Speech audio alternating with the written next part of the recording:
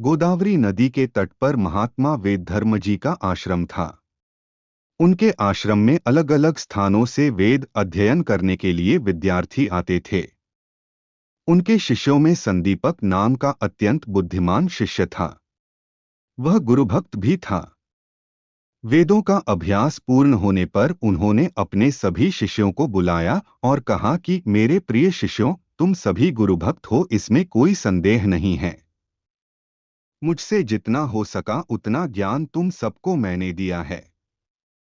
परंतु अब मेरे पूर्व जन्म के कर्मों के कारण आगे आने वाले समय में मुझे कोढ़ होगा, मैं अंधा हो जाऊंगा, मेरे शरीर में कीड़े पड़ जाएंगे, मेरे शरीर से दुर्गंध आने लगेगी। इसलिए अब मैं यह आश्रम छोड़कर जाने वाला हूं और अपने इस व्याधिकाल को काशी में निवास करके व्यतीत करूंगा। मेरा प्रारब्ध समाप्त होने तक मैं वहीं रहूंगा। तो आप सभी में से कौन कौन मेरे साथ आने के लिए तैयार है? गुरुदेव जी की यह बात सुनकर सारे शिष्य स्तब्ध रह गए। तभी संदीपक आगे आया और उसने कहा कि हे गुरुदेव जी, मैं प्रत्येक स्थिति में, प्रत्येक स्थान पर आपके साथ रहकर आपकी सेवा करने के लिए तैयार हूं। गुरुदेव जी बोले, देखो संदीपक, मैं अंधा हो जाऊंगा, मेरी शरीर रोग के कारण कैसा होगा। तुम्हें मेरे लिए अत्यंत कष्ट झेलने पड़ेंगे। इसलिए सोच समझकर बताओ। संदीपक ने कहा, हे गुरुदेव जी, मैं किसी भी प्रकार का कष्ट सहने के लिए मैं तैयार हूं। बस आप केवल मुझे आपके साथ चलने की अनुमति दीजिए। दूसरे दिन गुरु वेदधर्म जी संदीपक के साथ काशी जाने के लिए निकल पड़े। काशी में कम्बलेश्वर नाम के स्थान पर वे दोनों रहने लगे। कुछ ही दिनों में गुरु वेदधर्म जी के पूरे शरीर पर कोढ़ उभर आया, उसमें पस पड़ने लगा और कीड़े भी पड़ गए। उनको आंखों से कुछ दिखाई भी नहीं देने लगा, अर्थात वह अंधे हो गए। उनका स्वभाव चिड़चिड़ा और विचित्र सा हो गया। जिस प्रकार गुरुदेव जी ने काशी आने से पहले बताया था, उसी प्रकार से उनकी स्थिति हो गई। संदीपक दिनरात बहुत लगन से गुरुदेव जी की सेवा करता।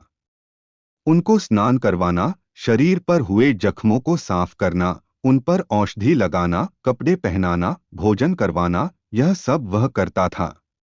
तब भी गुरुदेव जी सदैव उसी पर चिड़चिड़ करते रहते थे, परंतु संदीपक मन लगाकर उनकी सेवा करता रहता था।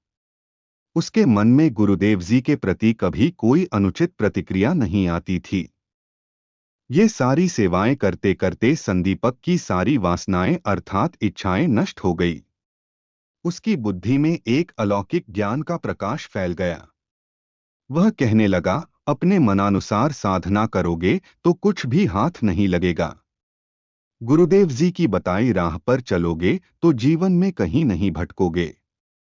इस प्रकार गुरुदेव जी की सेवा करते करते अनेक वर्ष बीत गए। संदीपक की गुरुसेवा देखकर प्रत्यक्ष भगवान शिव उसके सामने प्रकट हो गए। उन्होंने कहा, संदीपक, लोग काशी विश्वनाथ का दर्शन करने के लिए आते हैं, मैं तो स्वयं तुम्हारे पास बिना बुलाए आ गया हूं। तुम अपने गुरु की सेवा अत्यंत श्रद्धा और भाव से करते हो, उन गुरु के हृदय में मैं सोह स्वरूप में निवास करता हूं। अर्थात तुम्हारे द्वारा की गई प्रत्येक सेवा मुझ तक पहुंचती है। मैं तुमसे अत्यधिक प्रसन्न हूं। तुमको जो चाहिए वह वर तुम मुझसे मांग लो। संदीपक ने नम्रतापूर्वक भगवान शिव से कहा कि हे प्रभु, आपकी प्रसन्नता ही मेरे लिए सब कुछ है। परंतु भगवान शिव जी ने कहा कि तुम्हें मुझसे कुछ तो मांगना ही पड़ेगा। भगवान शिवजी के ऐसे वचन सुनकर संदीपक ने कहा कि हे महादेव, आप मुझ पर प्रसन्न हो गए हैं, यह मेरा परम भाग्य है। परंतु मैं अपने गुरुदेव जी की आज्ञा के बिना किसी से कुछ नहीं मांग सकता। भगवान बोले, ठीक है, तुम अपने गुरु से पूछकर आओ। संदीपक गुरुदेव जी के पास आया और उनसे बोला, हे गुरुदेव जी, आपकी कृपा से भगवान शंकर मुझ पर प्रसन्न होकर मुझे वर देना चाहते हैं। यदि आपकी आज्ञा हो तो मैं आपका कोढ़ और अंधत्व दूर होने के लिए उनसे वर मांगू। यह सुनकर गुरुदेव जी को बहुत गुस्सा आ गया और वह बोले, संदीपक, लगता है कि तुम मेरी सेवा करते करते ऊब गए हो तथा मेरी सेवा टालना चाहते हो। मेरी सेवा करके थक गए हो इसलिए भीख मांग रहे हो। शिवजी जो देंगे उससे मेरा प्रारब्ध तो नहीं बदलेगा। चले जाओ, मैंने तो तुम्हें पहले ही मना किया था, परंतु तुम ही जिद करके मेरे साथ चले आए। चले जाओ। संदीपक दौड़ते हुए भगवान शिवजी के पास गया और उनसे बोला, हे भगवान, मुझे कुछ भी नहीं चाहिए। यह सुनकर भगवान शिवजी उस पर प्रसन्न हो गए, परंतु उससे बोले, तुम अपने गुरु की इतनी सेवा करते हो, परंतु तुम्हारे गुरु तुम्हें ही इतना डांटते रहते हैं। अपने गुरुदेव की निंदा संदीपक को अच्छी नहीं लगी।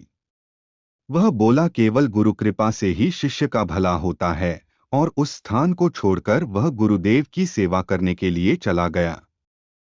भगवान शिवजी ने यह बात भगवान श्री विष्णु को बताते हुए संदीपक की गुरु भक्ति का वर्णन किया। वह सुनकर भगवान श्री विष्णु ने भी संदीपक की परीक्षा ली और उसे वर मांगने के लिए कहा।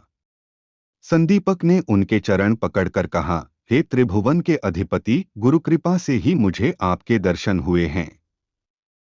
गुरुचरणों में मेरी श्रद्धा सदैव बनी रहे और मुझसे उनकी अखंड सेवा होती रहे, यही वरदान मुझे दीजिए। श्री विष्णु ने प्रसन्न होकर उसे आशीर्वाद दिया।